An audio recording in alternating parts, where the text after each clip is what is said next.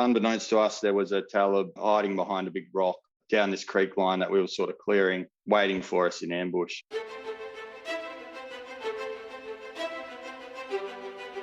Welcome to the podcast where we track down Australian war veterans, have a chat with them, and hear their stories. I'm Alex Lloyd, and this is Life on the Line. The single greatest sacrifice I've made is my family. We weren't out there to take country. We were out there to do something. That was our job. I did feel a lot of regret. Friends were still getting killed. It got to the point where, you're going to funerals quite often. Do I lead under fire? And that was a heavy responsibility, I guess, on my shoulders that I didn't want to screw up. You have to be resilient to get a cope. War itself is horrific. It's a horror story. It should never be dressed up as if it's something glorious. Not what you can do for yourself, but what can you do for your country. The volunteer for service was in effect to put your life on the line. Ryan Wilson is a veteran of the Special Air Service Regiment. Over the course of his military career, he deployed to Malaysia, the Solomon Islands and Afghanistan, as well as training overseas. Today, he is the General Manager of Whiffer Distillery and is the WA State Manager for the veterans charity, Wandering Warriors. Ryan spoke with Angus Hordern about his career in Special Forces, life after service, and reflected on the difference they made in Afghanistan.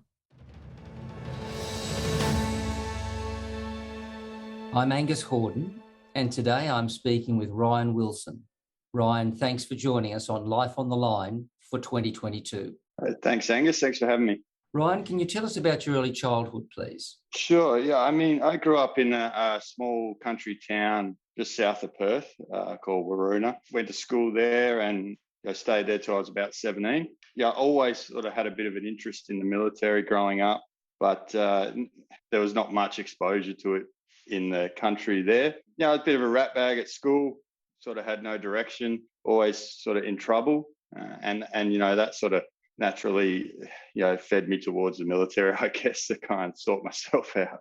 With your schooling, when did you finish and where did you go after school? In Waruna, we only got up to year 10, and then I had to go to Pinjarra, so the next town along, for year 11 and 12. And there wasn't many of us who actually did that, but I hadn't decided what I wanted to do yet. So I actually went and studied, I think it was called TE back then, like your tertiary entrance exam to get into uni in Pinjarra. And then I left when I was 17 and went to university up in Perth. I did my undergrad degree in political science. I did that was one of the majors. I did a triple major, so political science, Asian studies, and a security and counterterrorism studies major. That's a pretty interesting course you're doing there. I mean, had you thought of either going into politics or going into something, in Asia or anti-terrorism at that stage? At that stage, probably not politics. I was just, I was interested in it, but had no aspirations of being a politician. But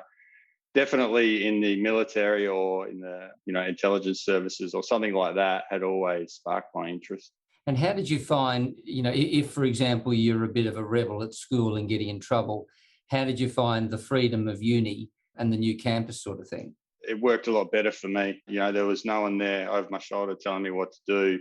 And when I didn't do something, it showed in my work. So it showed in my grades. So it was totally 100% up to me at this point now, to get the work done and get good grades. So that kind of made me pull my finger out and, really buckle in, get down and do the work. So it actually worked better for me. So, Ryan, when did you start with the military? In 2002, I joined the Army Reserve. So whilst I was at university, at Murdoch University. And that's a bit of a funny story because I actually had applied and got all the way to the final round of interviews to go to ADFA as an officer.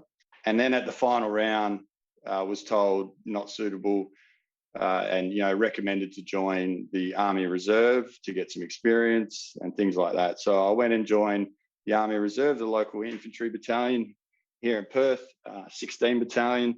And then soon pretty much realised I much preferred being a soldier than an officer. So I never applied for ADFA or RMC or anything like that again. And do you have any family history in the military beforehand? Not directly. I mean, have granddads on both sides of the family that served, in World War II, and great granddad that served in World War I, as I imagine almost every family has, but no direct link And how did you find, just being in an infantry unit, how did you find the basic training? Because I had a bit of time on my hands, I volunteered to do the full-time training. So, and that's something that's sort of always a part of me, is I never wanted to do anything sort of half-baked. So when the option came to, you could either do the reserve training or go to Singleton for 3 months and do the full-time infantry training, that appealed to me more. I wanted to see, like, I could do, I was good enough to pass that course. So I ended up doing that and was, the only TOCO or reservist on the course. So that added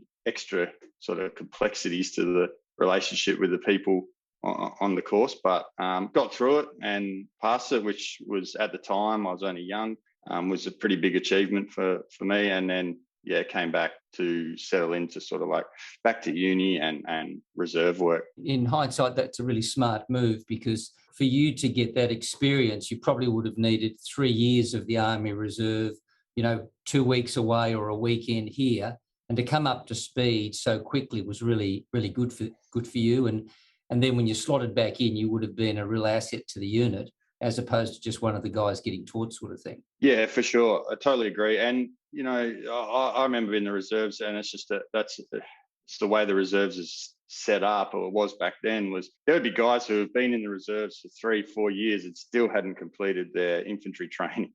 So they're senior soldiers, but not qualified. So it was a bit of a weird setup. But I was also very lucky that as soon as I left Singleton, actually our unit over here went to Malaysia with the Rifle Company Butterworth for 4 months or something in Butterworth. So I came straight off Singleton and then jumped on that trip and went away for another 4 months of training over there, which was eye-opening for a 19-year-old kid. So tell us about your experience up in Butterworth, because, it's a different environment. That has been a very important base for us up there. I mean, we've been running P3 Orions for years, running surveillance into the Indian Ocean, etc., from that base. But what were your main tasks there? This was very much a training, I won't say deployment, but training trip, I guess. The tasks were really up to the OC and what he wanted to get out of that 4-month block. We did a lot of training around Butterworth in the jungles there, and that it was really eye-opening for me. Never really been exposed to that kind of terrain, and I found it extremely difficult. Not only trying to, and it gave me a deep respect, too, for, like, say, Vietnam and conflicts like that in the jungle, where I just remember sitting in the jungle going, I'm absolutely miserable, and there is no enemy out there, and this is hard. Like, it's just hard living in the jungle, let alone having to worry about there's someone out there sneaking around trying to kill you. So, that sort of was my first exposure to jungle warfare, and it sort of stuck with me for the rest of my career as well. Every time I got exposed to Solomon Islands later as well in the jungle. I mean, good on you for being honest about that. I remember Alex and I interviewed a lot of World War II guys, and I remember heroes from Tobruk and Alamein, fighting in the Western Desert, coming back and saying that the New Guinea jungle, scared the shit out of them. They hated it because they were used to space, and there is no space in the jungle, as you well know. A trip to Malaysia was my first exposure to sort of Southeast Asia as a young fella, and that was eye-opening in itself. So that then sparked a real interest to see more of the region. And then when I came back to Murdoch and I started doing the Asian Studies major and specialising in Indonesian language, that was I kind of fell into that as well, because actually I thought, I want to study another language, and I inquired about what languages were available at the uni, and I was thinking maybe some European language, but actually didn't offer any. And then so the options were, Mandarin, Bahasa, Indonesia at the time. So I thought I'll do Mandarin. I didn't really know much about it, and I went into one class and then soon realised it was incredibly difficult. It wasn't for me, and someone sort of suggested, maybe you should try Bahasa Indonesia. It's more a phonetic language like ours, so a bit easier. So I did that, and that's how, combined with that trip to Malaysia, it sort of really then started to spark an interest in the region. An opportunity came up to go and study in Indonesia through a program called Achichis. I can't actually remember what the acronym stands for, but it was basically where a bunch of Australians from all different unis go over and study at this particular university in Yogyakarta called Universitas Gadjah Mada. And yeah, so we just went there and enrolled in normal subjects, I guess. There wasn't anything in particular we had to study. The goal was to learn how to speak Bahasa. So, I enrolled in a few units. We also had some language specific studying units on its own, but the ultimate goal was to immerse yourself into the university life in Indonesia. I lived in a small boarding room with all other university students, and it was a real experience. And I understand you tried to teach them a bit of Aussie rules when you were there. I did, yeah. I ended up somehow ran into these other expats who were living in Jakarta, and they had this Aussie rules expat football team called Jakarta Bintang. So I like playing football, so I was like, yeah, no worries, and I'd fly down to Jakarta and play footy with them and everything. And then when my time came up to finish studying in Indonesia, they sort of said, oh, look, we want to start this development program, and we're looking for someone to teach football to Indonesian students at schools and stuff. So I said, oh yeah, no worries, I'll do that. So I moved to Jakarta and then started working for them and going around to different schools, basically doing like Auskick and teaching football. Yeah.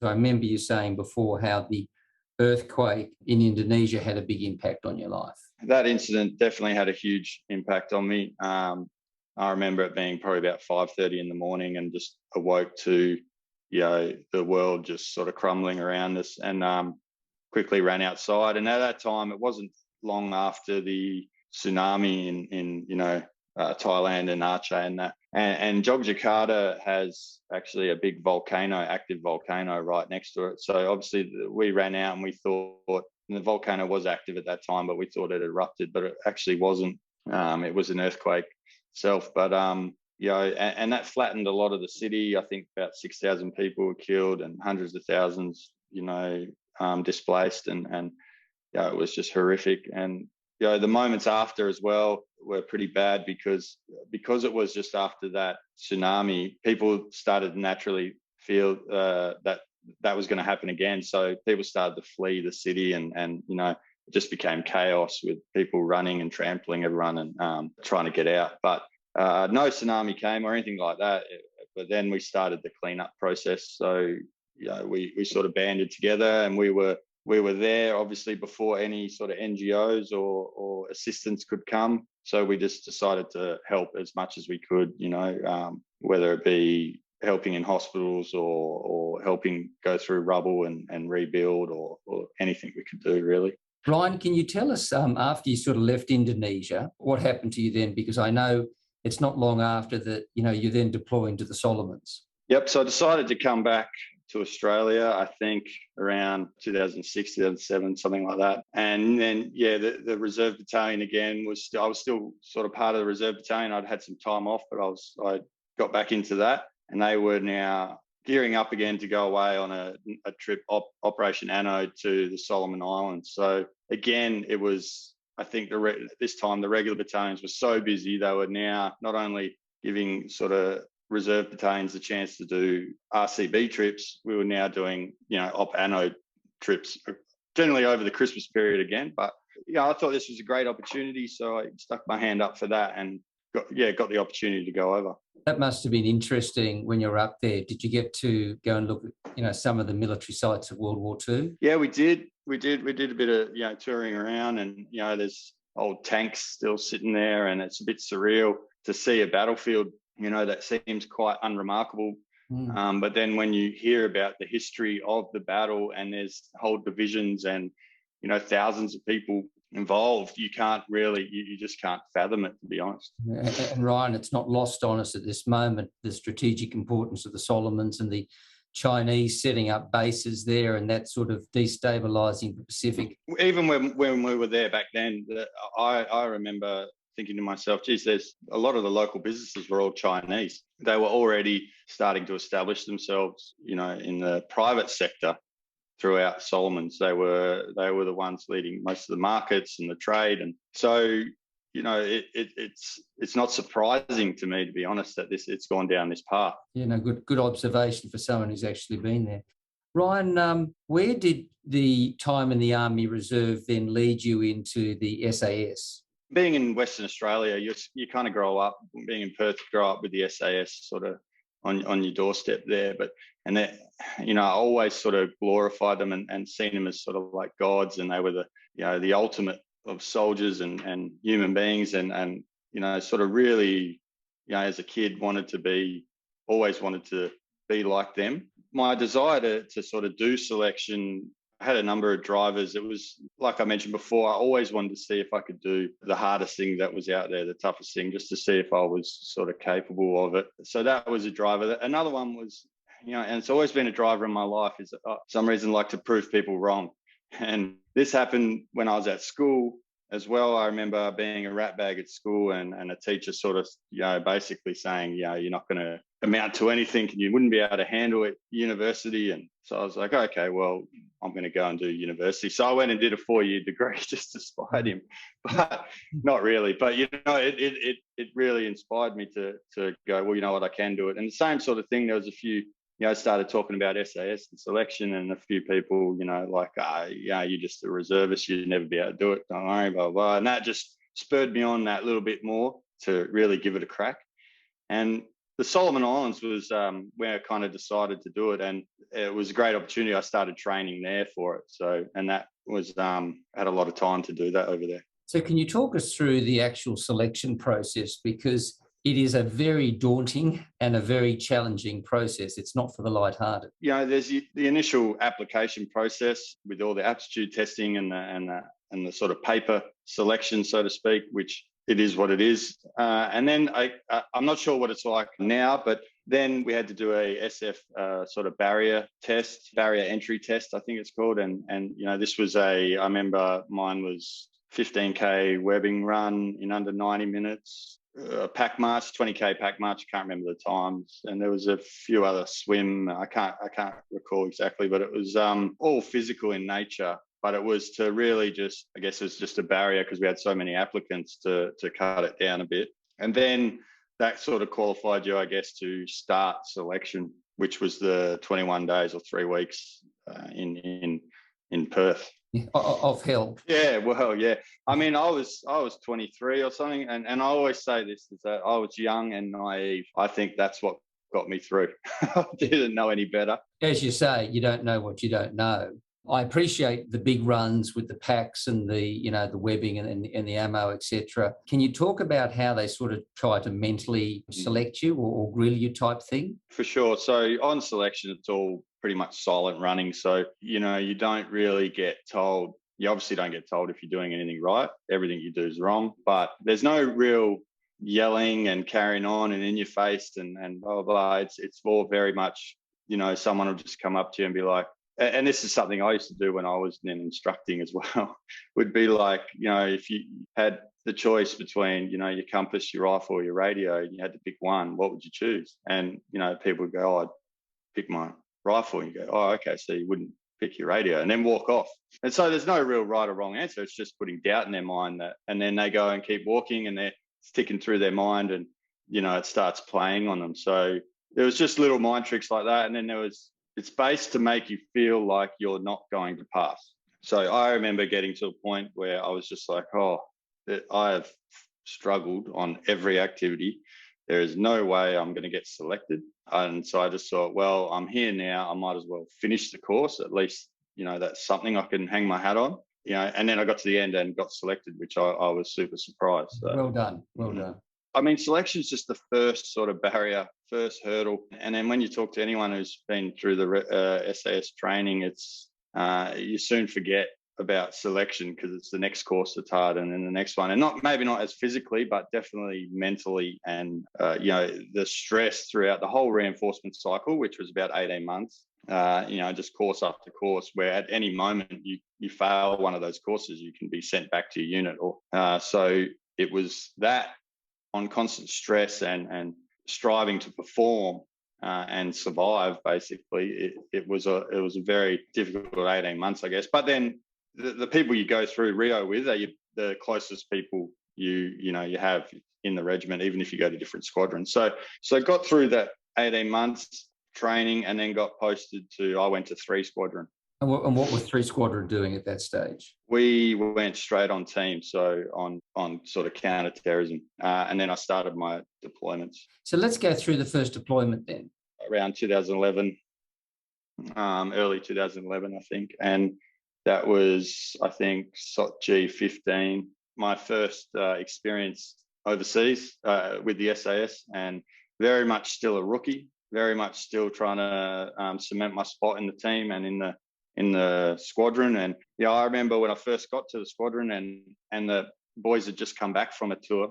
God, I just didn't guys were wounded and all this thing. And I just, oh my God, what have I got myself into? What's going on here? And you just had to prove yourself, as a soldier and as a good bloke in the squadron. And so by that first tour, I was still very much unproven and very much, a rookie, so to speak. So, but had some really good mentors, had some really good patrol commanders, really good lead-up training, felt confident, felt like know what's going on. And, I was looking forward to really being, and also a bit apprehensive to be like, well, this is, how am I going to react? Because you don't really know how you're going to react in combat. So that was part of FE Alpha, part of Task Force 66. So at that stage, we were doing sort of time-sensitive targeting on high-value individuals and things like that all through Afghanistan. Yeah. And can you run through with the SAS at that stage? Were you still working in these small units? Yeah, I mean, we never really operated on these tasks. We never really operated less than a sort of troop plus. We were still out there, small, yes, but probably be around 30 to 40, something like that. Yeah. Do you remember your first, patrols? Yeah, first one was nothing really happened. So it was a bit anticlimax. But the second one, I was actually involved in, straight up involved in a contact, and just in the thick of it straight away. That was really, a turning point for me as well. I remember sort of thinking, oh, how do I feel about this? How do I, what are my feelings? And to be honest, at the time, probably, it was just the training had prepared us really well. The brotherhood, with your mates, talking it out. That was just one day, and then we just did it day in, day out, and you couldn't really dwell on what happened the day before, so you got used to sort of controlling your emotions, I guess, so you could continue this high tempo environment. That trip was about 4 or 5 months, I think. We only did short tours like that because we were such high tempo. And when you came back, did you feel that, how much time did you have off, and what was the situation in sort of coming home? So coming home, and then, I guess we had maybe a couple of months off before we started training again to go away. Well, it might not even been that much, to be honest, but it was a bit surreal coming home. There were certain little things that were difficult to adjust back into society, I guess. So, things like over in Afghanistan, it was very structured life, I guess. Yes, it was dangerous and we were going outside the wire and doing dangerous activities, but it was very structured. The mess was there. We didn't have to think about what we eat. We didn't have to think about bills. We didn't have to think about what we wore, to be honest. It was just, you wore uniform, you go, food's there, you eat, go to the gym, do your job. It was simple in some aspects. And then coming home, and all of a sudden now you got to think about, what do you have for dinner? What are you wearing? These little things, the bills are there, and they just become little stresses that you're not really used to. So, and that takes a while to adjust back into that kind of mentality. With your time in Afghanistan, and I think you had a number of deployments there, which would you say would have been the more significant ones? All quite significant, to be honest. And they all had an impact on my life for various reasons. I think if I had to say the most significant impact would have been the last tour I did, where Combat Assault Dog Fax was killed. I was involved in that, and, was trying to give CPR and everything to Fax to try and bring him around and whatnot, but unfortunately couldn't. And, he saved my life that day, mine and his handler's life. We were definitely walking straight into an ambush if he wasn't there. That was really, and that's what sort of then I decided to devote the rest of my career to the dogs, I suppose, because up to that point I was a sniper and I was sort of going down that specialty. And then when that event happened, I sort of realised that's where I wanted to dedicate the rest of my career. Can you walk us through what happened that day? We landed and we got engaged immediately from once we landed, and then there was a bit of a firefight. And after, I think there was a casualty, and then we had to get a HLZ. We had to clear a helicopter landing zone. So myself and Fax and the handler walked off to go clear this area for a helicopter landing zone.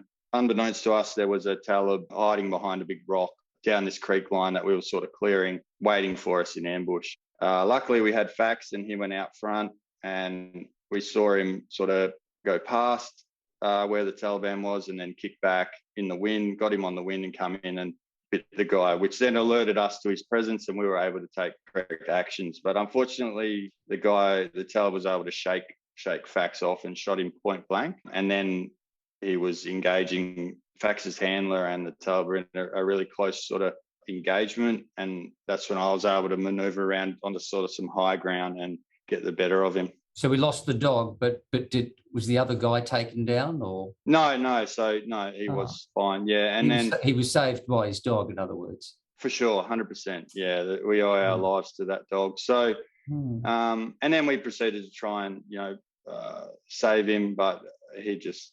it was too much. Yeah, that would have been a terrible thing to go through. Yeah, and, we treated the dogs much like operators.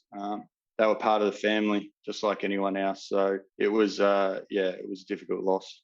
Other than that, obviously terrible situation with the dog, any other memorable experiences? I got to do a lot over there, see a lot of the country. I remember thinking some points like, geez, it's actually quite a beautiful looking country from some of the, when we're on top of a mountain or something like that.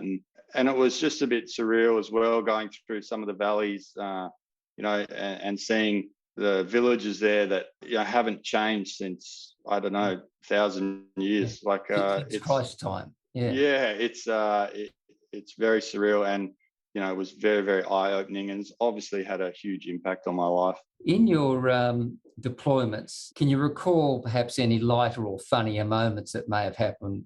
I mean, not during my deployments, actually. I prepared some stuff for on some training exercises, but I can't think of anything at the moment. I always found the training, the lighter parts of life that you would get out of, with your mates. What funny things did you sort of come across? And then this goes back to actually before I went away, and it was in 2010. Got chosen with another guy to go to Canada actually for a month-long trip with JDF2 and train with them up in the Rocky Mountains with some doing some high-angle sniping and things like that. So it was a great opportunity, super excited. I'd never really been exposed to snow before, so I was somewhat underprepared when we got there. Plus, it was meant to be summer, but it was still freezing cold up in the Rockies and in British Columbia. And the funny story is that the mate who I went with, as we were packing our gear to go, I said, I'll go to the deployment store and I'll get our cold weather gear. It's fine, don't worry. You got stuff to do. I'll get it and I'll give it to you over there. So I went to the deployment store, and back then it was a bit like you go in and it's kind of like, I'll have one of those. And you walk out with it and a trunk to fill it all with. And so went in and was like, I need some cold weather, like puff gear, the big jackets and pants and stuff like that. So grabbed them all, put them in their little containers, and then I put them in my gear, flew over to Canada, and then we're out in the Rocky Mountains setting up in our tent. And I'm like, well, here you go, mate. Here's your puff gear. And he pulls out his pants, puts them on, fair enough, and then goes to pull out the next packet, and it's another set of pants. And I thought I had actually checked that it was a jacket, but I brought him 2 sets of pants, and instead of so he was not impressed at all. But luckily the Canadians had some spare gear, and he ended up doing all right out of it. So not too bad. But he never ever let me live that down. Yeah, really. I set him up. But that trip was really, really good, because we had no experience in the snow whatsoever. And I remember the Canadians giving us some snowshoes, and we were going on a bit of a trek, and we got dropped off by this helicopter and off they went. And then there's me and this other guy trying to put these snowshoes on things. And we look up and they're gone. And we hadn't even gone 10 meters. We didn't know what we were doing. Yeah. So there was a lot of funny moments on that trip. Yeah, for sure. It certainly gives importance to the saying, you pack your own chute. Yeah, for sure. Always check your own gear. You never rely on anyone. You always check your own. He never trusted me again after that to pack his gear. And rightly so. With a mate like you, yeah. Tell us about the special skills and training that you went in to become a sniper, and in particular, how incredibly patient you have to be. I'll be 100% honest with you. I didn't choose to be a sniper, to be honest. It was not something I ever really wanted to do. But I did enjoy it once I was doing it. But how I got into it was when I first got to the squadron, pretty much on day one. They said, all right, sniper course starting, we need 3 people. And there was 3 rookies that rocked up on that day. And they went, right, you 3, you're on it. We're like, oh, okay, when's it start? And like, today. Boom, that was it. So that was my start as a sniper. And so I then proceeded to do the 2-month course, 2-3-month course, can't remember. Exposed to a whole new level of fieldcraft and, patience, like you said, to really attention to detail and to really do the job right, you had to have really good attention to detail and patience. So, I'll never claim that I was like some American sniper or I was never really that good at it, but I got through the course and, then started to enjoy the role a bit more once I did some more training and, got to do that trip to Canada and things like that. Did you actually get to use that skill in action? So on the first tour I did was we did a lot of roles. I was part of like an Overwatch sniper team. So we did do a lot of up in the mountains Overwatch on the guys. I did use the weapons, but the furthest, it was mostly close combat, to be honest, a lot of the stuff, because we would also be up in the helicopters doing aerial fire support and things like that. And then if we had to, we would land and assault as well. And, so sometimes we were doing close combat with these larger sniper weapons. But so I never really, can't claim to, have used them in your typical sense, like a sniper. So Ryan, can you tell us about your passion working with the dogs? It came from that event that happened in Afghanistan where Fax saved my life and Handler's life. And I sort of realised then that that's what I wanted to do. So I went back to the unit after one trip and sort of identified that's what I want to do and did the dog handling course. And that's when I got teamed up with my combat assault dog, being Kenny, who's still around now and still is in my backyard at the moment. And, he's been with me for like over 10, 11 years now. So, and then I started with Kenny for the next sort of 4 years, I guess, as the dog handler in 3 Squadron. And we did everything together. It was amazing. So, anything that we did, I had to work out. And this was what all handlers had to do. You had to work out how to do it with your dog. So, my hat goes off to that dog. He's gone through a lot of things and things he probably didn't want to do, but he did them anyway. So it's definitely been a major part of my life. What sort of dog is Kenny? He's a Belgian Malinois. So they're the dogs that we use and most sort of police and units, military units use those now. Yeah, I've heard about those. I think there's a breeder just in Sydney's western suburbs where they get them from or get a lot of them from. Here's a bit of a funny one, old Kenny, and I think we're perfectly matched, to be honest, but he wasn't originally going to be selected because he's got a bit of a weird front leg. It sort of bows out a bit. So, he was sort of overlooked and, but he had strong lines and he had another brother, Coda. And I can't remember, I think maybe his father was also in the regiment dog. So he had good lines. So in the end, we needed some dogs and they brought him in and he ended up doing really well. I mean, Kenny was definitely a regiment sort of favourite. You just couldn't dislike Kenny. He just always had this cheesy grin on his face, and he always did. He could work really hard and do amazing things, and then at the other end, he could do the most stupid thing you've ever seen. So he was, and I guess that's they say that the handler, the personality of the handler goes down the lead. I don't know, maybe it was, he was just sort of imitating me, or maybe it was going both ways for us. But yeah, so a bit of a reflection of you, but then I can see you wanting him with that sort of underrated status for the dog, you having felt people didn't give you full credit, and you proving them wrong with Kenny and yourself. Kenny's always sort of tested me, and we've bonded now, and he won't leave me alone, but he won't leave my side. But to begin with, he was a very independent, strong dog, and took a long time to bond with. So I remember the first time I got him out of the kennels, and I think I was just fresh off the dog course and thought I was pretty good and knew what I was doing. And so I went to take him for a walk or a run. And then those days, you just let him off lead and run around the base, and we had a lot of space, and as long as you keep control. Well, I let him off lead, and then he just took off. He was gone straight away. And he bolted on you. Yeah, and there was no way I was catching him. And he ran down across the oval, and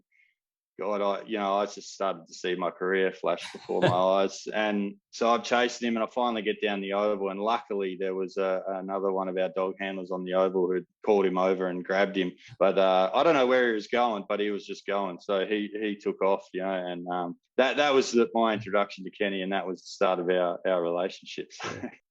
So, Ryan, after all your experiences in Afghanistan, you then start some other training deployments.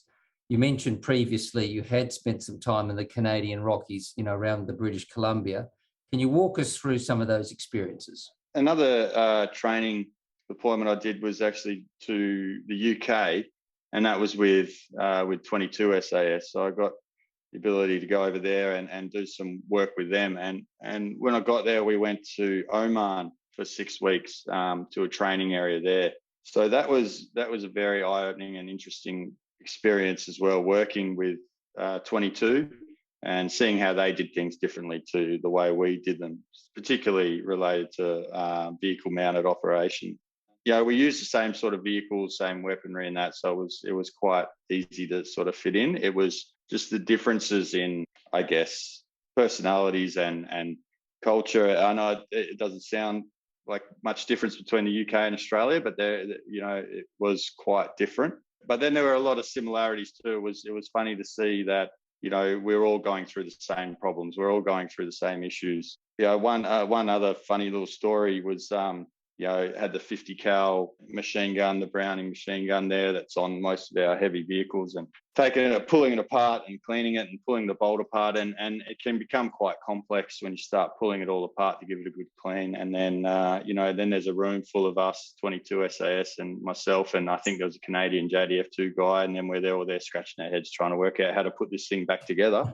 And we couldn't work it out. And I just remember thinking, I've done this before. I've been through this at home with, and so, eventually we worked it out. But, it's just showing that whilst different unit, different country, there was still very much a lot of similarities and through service life and things like that. So, and that was a really good opportunity. Got to do some jumping over there and, with the guys, and we did a big, trek all around Oman. So it was really, really interesting. And after that time, I understand you then went back to Indonesia again to study. Yeah, so actually that's probably the last thing I did sort of before I got out was an opportunity came up to go do an advanced language course because I'd always been sort of going there a few times a year with work, doing training assistance and, helping out with exercises and whatnot and keeping up my language skill. And then so this opportunity came, and it's something I always wanted to do. And it was, so I definitely jumped at it, went to Jakarta, and then started studying at their language school in South Jakarta, which was really good, really cemented my language skills, and, got to meet a lot of cool people. When you'd finished those studies, where did that take you then? Came back from Indonesia and then, went back to a squadron for a while before I started to realise, I think I want to do something else. I think now's the time to, move on. If I sort of hang around any longer, then, I might be too old to start a new career, so to speak. So I thought now's a good time. And, so that's why I started looking at getting out. Can you walk us through now how you've left the military and you're now transitioning into a new stage in your life? When I got out, I sort of had a bit of time on my hands, and I'd sort of set myself up. Okay, I'd done an MBA whilst I was still in, so I had some more study behind me. And I had some time on my hands, and I had a natural interest in whiskey. So I approached the local whiskey distillery here in Perth, which was Whiffer Distillery, and I love their whiskey. So I just emailed them actually on their website, on the info at Whiffer sort of address. And then within 20 minutes, the head distiller and co-founder, Jimmy McEwen, gave me a call and was like, yep, come in. You can come in and we'll work something out. And because I kind of just said, oh, look, I've got time on my hands. I love what you're doing. I'd love to learn some more, volunteer or do whatever. So I came in and then just started helping out here, mopping floors or generally just getting in the way of everyone, to be honest. But just, it gave me another purpose, I guess, and another reason to get out of bed in the morning. And, I'll always be forever thankful for Jimmy and the guys for giving me that opportunity. And that sort of developed over time, got to know them. They got to know me more and more of my skills and my background. And then, eventually they offered me a role in business development, which I did for about, just under a year, I think. And then, just recently been given the general manager role. Well, I mean, that's a fantastic story. They've appreciated all your great personal ability, and in particular, all that good training that the Army has invested in you is very useful in dealing with people and dealing with production, et cetera, et cetera. I mean, has anyone actually said, gee, all your military experience has been such a useful tool in our business with you?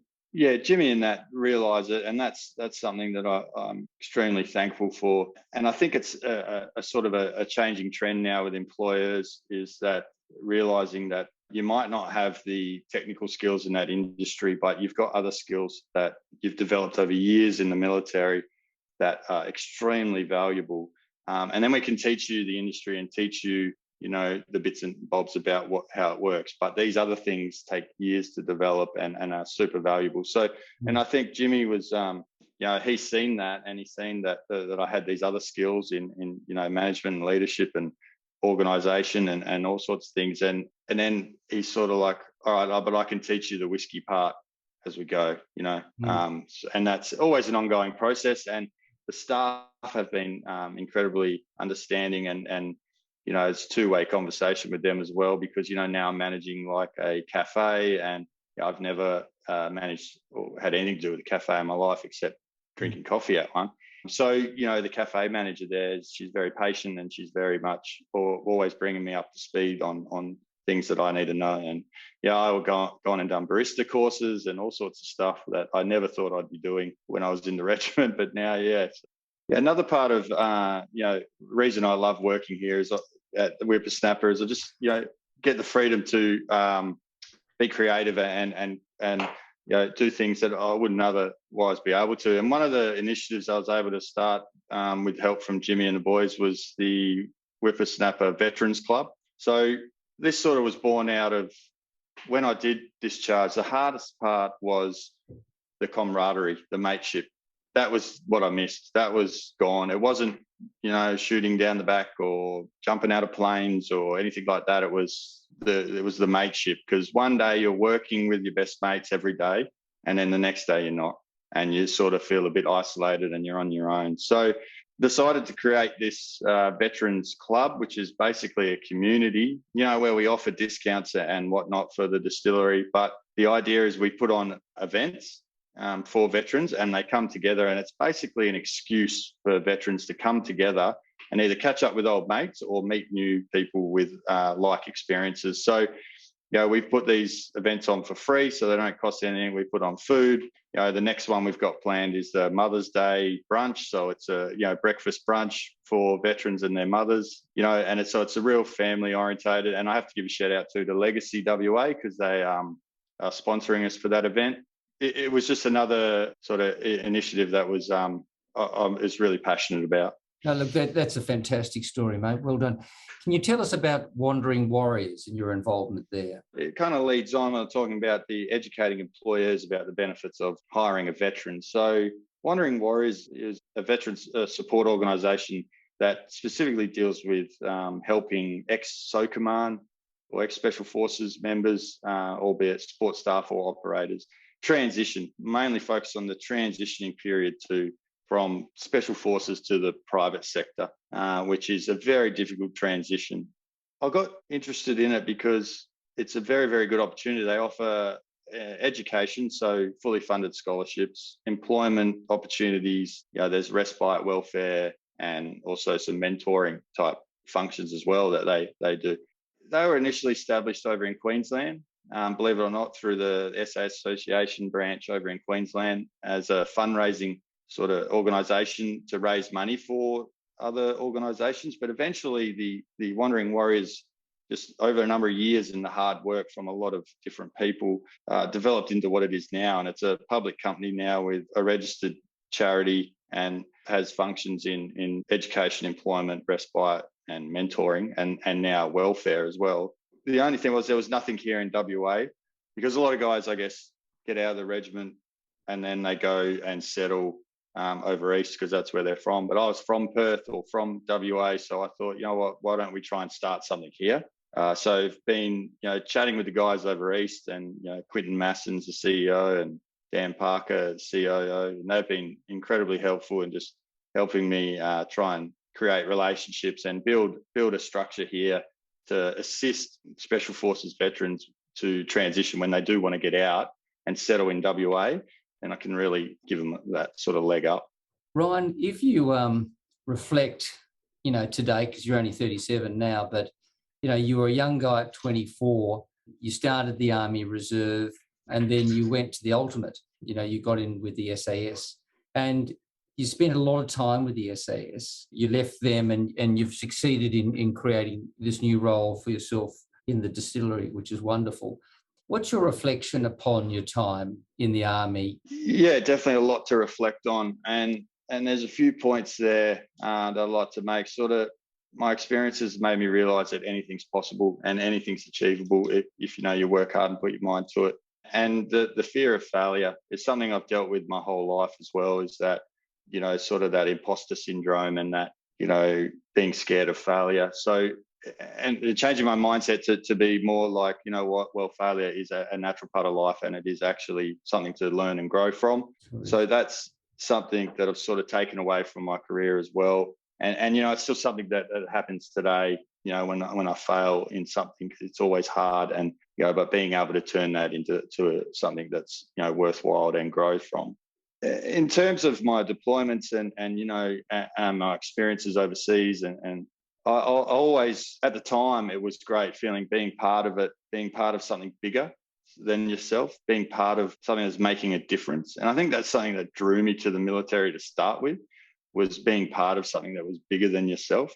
So being over there in Afghanistan, it was very much a feeling of you're a part of something that was bigger than you and you were making a difference. We're fighting the enemy on their soil, not on ours, and started to see, I did some time up in Kabul as well, and started to see women walking around without burqas or anything on their own in the streets, which would never have happened years before, and unfortunately wouldn't be happening now either. But at the time, it made you feel like a bit, we are making a difference. Women are getting educated and these sort of things are happening. We're rebuilding schools and everything like that as well. That's where it became incredibly difficult to see, what happened, I guess, in Afghanistan with the withdrawal. And obviously, naturally, everyone who served there would be asking themselves, well, what was the point? So I am a little bit disappointed in the way it's gone, and to see it revert back to, worse than what it was before we went there. But, I try and focus on the good points and the good we did do at that time, and the things we were able to achieve and the lives we were able to affect and make better at that time. And that's kind of the areas that I choose to focus on when I reflect and think about my time. You're a guy that basically people doubted you, but you didn't doubt yourself. You got in there and you started at the bottom and you went to the top. Mate, you're a hero and you're a winner. We've really enjoyed talking to you today, and we really appreciate your service. So, Ryan Wilson, thank you for being with us today on Life on the Line. Thank you very much. Thanks for having me. I'm Angus Hordern, and you've been listening to Life on the Line.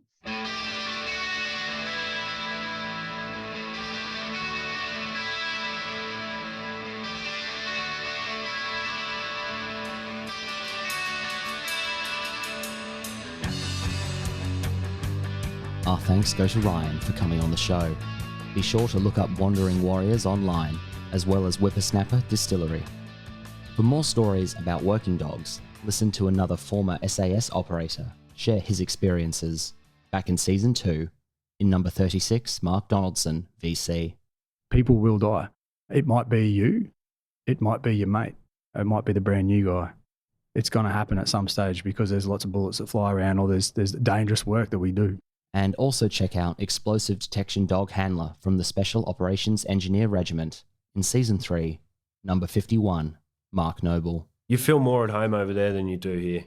There, you're doing your job, you're trained to do it, you're doing it every day. You come back here and you sort of feel like you're sitting in limbo. You just want to get back over and keep doing what you're there to do. Find us on Instagram, Facebook and YouTube at Life on the Line Podcast, on Twitter at LOTL Pod, and on LinkedIn at Thistle Productions. Our website is www.lifeonthelinepodcast.com. Life on the Line is brought to you by Thistle Productions. Artwork by Big Cat Design. Theme music by Dan Van Werkhoven. Closing music, US Radio by The Externals. Thanks for listening, and lest we forget.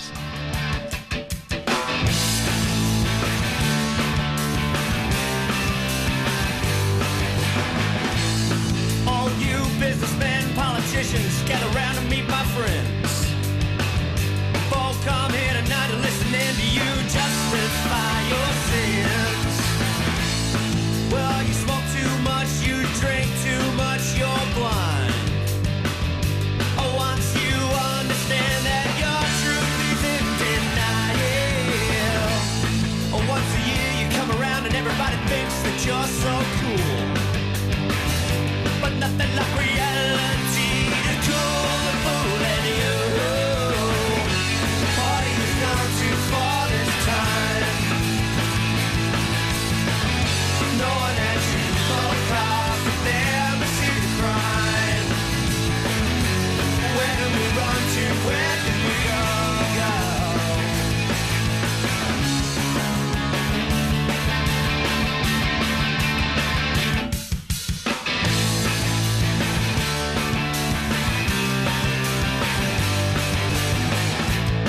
Why don't you just wait here at the bar while I go outside and go around the corner and get our car?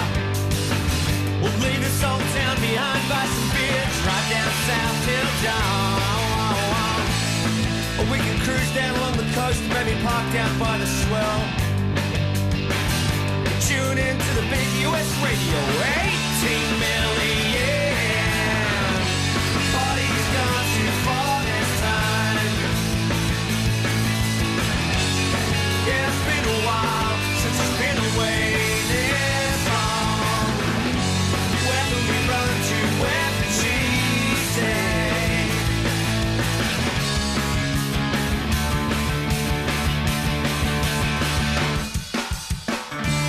Polly's drunk again. She lifts up her summer tree. Yes, she don't mind so much as long as